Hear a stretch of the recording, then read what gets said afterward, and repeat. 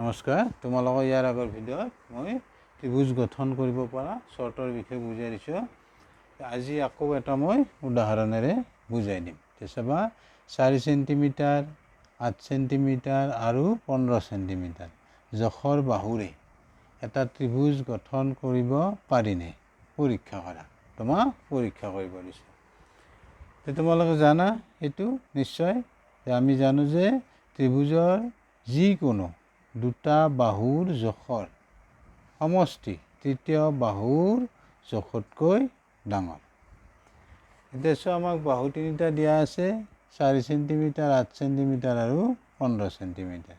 প্ৰথমে আমি 4 চেণ্টিমিটাৰ আৰু 8 চেণ্টিমিটাৰ যোগ কৰিম।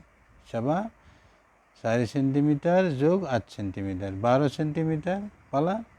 12 চেণ্টিমিটাৰ 15 চেণ্টিমিটাৰতকৈ সৰু, কিন্তু আমাৰ সূত্ৰটোত কি আছে, উপপাদ্যটোত চোৱা, ত্ৰিভুজৰ যিকোনো দুটা বাহুৰ জোখৰ সমষ্টি তৃতীয় বাহুতকৈ ডাঙৰ হ'ব লাগিব, কিন্তু আমি পালোঁ সৰু। যিকোনো মানে এই দুটা 4 চেণ্টিমিটাৰ আৰু 8 চেণ্টিমিটাৰ বাহু দুটা যোগ কৰি আমি তৃতীয় বাহুতকৈ সৰু পালোঁ, কিন্তু আমাৰ হ'ব লাগিব ডাঙৰ। গতিকে আমি বুজি পালোঁ, গতিকে দেখা গ'ল যে দুটা বাহুৰ জোখৰ সমষ্টি, আমি এই দুটা বাহুৰ জোখৰ সমষ্টি তৃতীয় বাহুতকৈ আমি কি পালোঁ, সৰু, কম পালোঁ।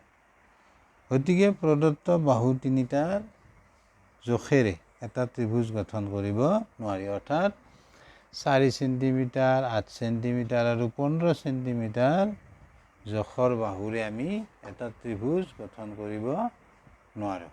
বুজি পালা নিশ্চয়। Thank you, bye by.